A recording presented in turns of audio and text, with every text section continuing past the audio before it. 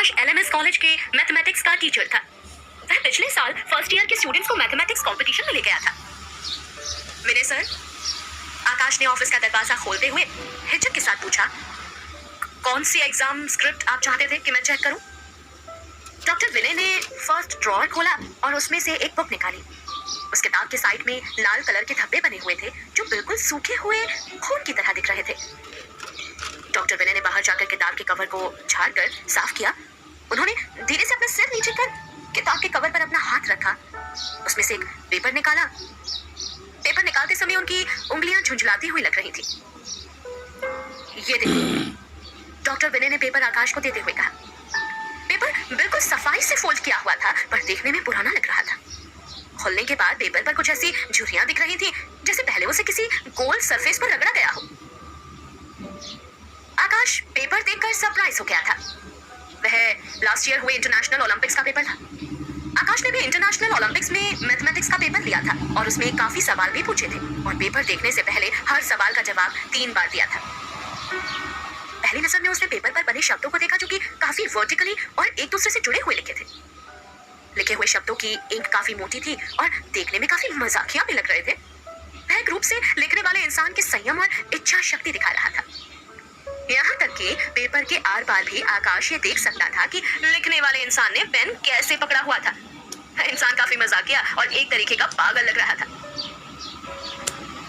Last year international Olympics में mathematics olympiad एक question था जिसका जवाब ऑनलाइन भी अवेलेबल नहीं था। आकाश ने इस पेपर को लास्ट ईयर ही पढ़कर उस क्वेश्चन को सॉल्व करने की कोशिश की थी। उसका प्रॉब्लम सॉल्विंग आंसर बाकी सॉल्यूशन से अलग था जो उसने अभी तक किए थे, लेकिन तरीका सही था। पेपर में ज्यादा क्वेश्चन नहीं थे, पर फिर भी आकाश उसे बहुत देर तक देखता रहा।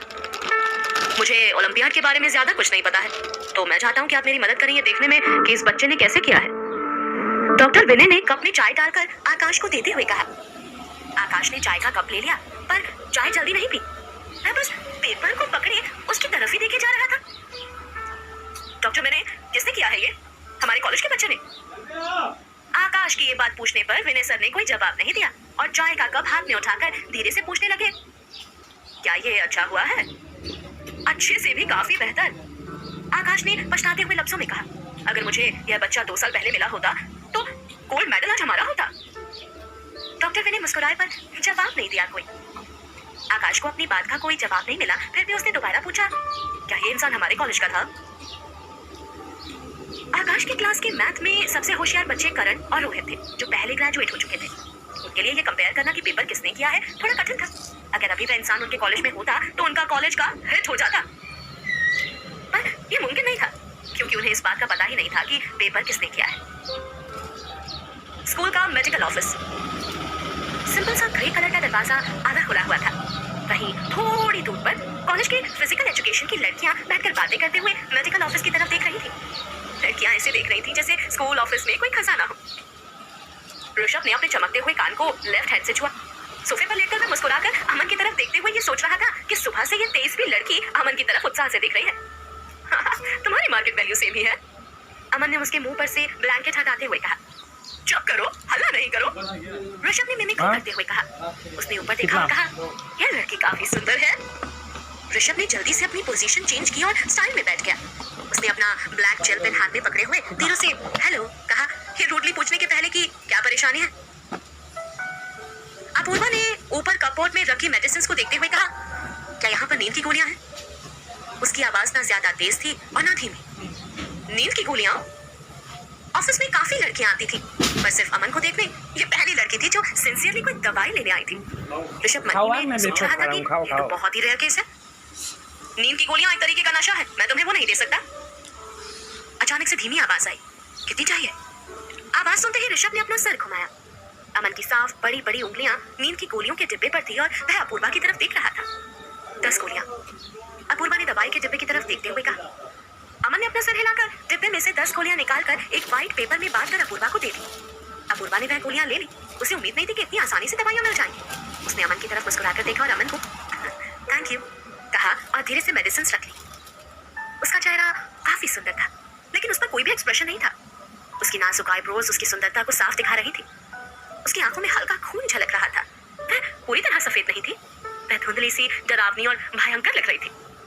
वह प्योर व्हाइट कलर की टी शर्ट पहने हुए थी जिससे कॉलर के पास से उसकी कॉलर बोन साफ दिख रही थी। उसकी त्वचा बिल्कुल साफ और गोरी थी, यहाँ तक कि उसकी त्वचा से नसें भी साफ देखी जा सकती थी। अमन ने उसकी तरफ देखा और मुस्कुराकर कहा, "You're welcome." नशीले ड्रग्स ऑफिस से लेने पर साइन करना जरूरी है। अमन ने उसकी तरफ लिस्ट बढ़ाते हुए कहा। अपूर्वा ने अपनी लेफ्ट हैंड में पेन पकड़कर उस पर साइन कर दिया। अमन ने उसके साइन करते ही नीचे लिस्ट पर लिखे हुए नाम को देखा, अपूर्वा। उसके जाते ही ऋषभ ने अमन से पूछा, क्या तुम उसे जानते हो? अमन ने अपनी आंखें छोटी कर मुस्कुराते हुए कहा, पतली कमर, हाँ। इतना कहकर अमन चुप हो गया। क्या कोई बात है? ऋषभ ने अपनी दाढ़ी पर हाथ फेरते हुए मुस्कुरा कर कहा। अमन मेडिकल रिकॉर्ड पर लिखी हुई गंदी राइटिंग को देखकर धीरे से बोला, मैं स्कूल का डॉक्टर हूँ, ये मेरी ड्यूटी है। उसकी बात सुनते ही ऋषभ बोला, तुम्हें सिर्फ इतना ही याद है कि तुम यहाँ के डॉक्टर हो। तभी लड़कियों का ग्रुप ग्रे कलर का दरवाजा खोलते हुए अंदर आए। ऋषभ ने अमन की तरफ देखा। अमन पीछे की तरफ मुड़ गया और फिर उसने 3 कैजुअल शब्द बोले, हल्ला मत करो। ऋषभ चुप था। अमन ने उस तरफ देखा जहाँ से अपूर्वा गई थी। सुंदर के अलावा उसमें और कोई खासियत नहीं थी। उसकी राइटिंग भी इतनी गंदी थी पर फिर भी वह थोड़ी क्यूट थी।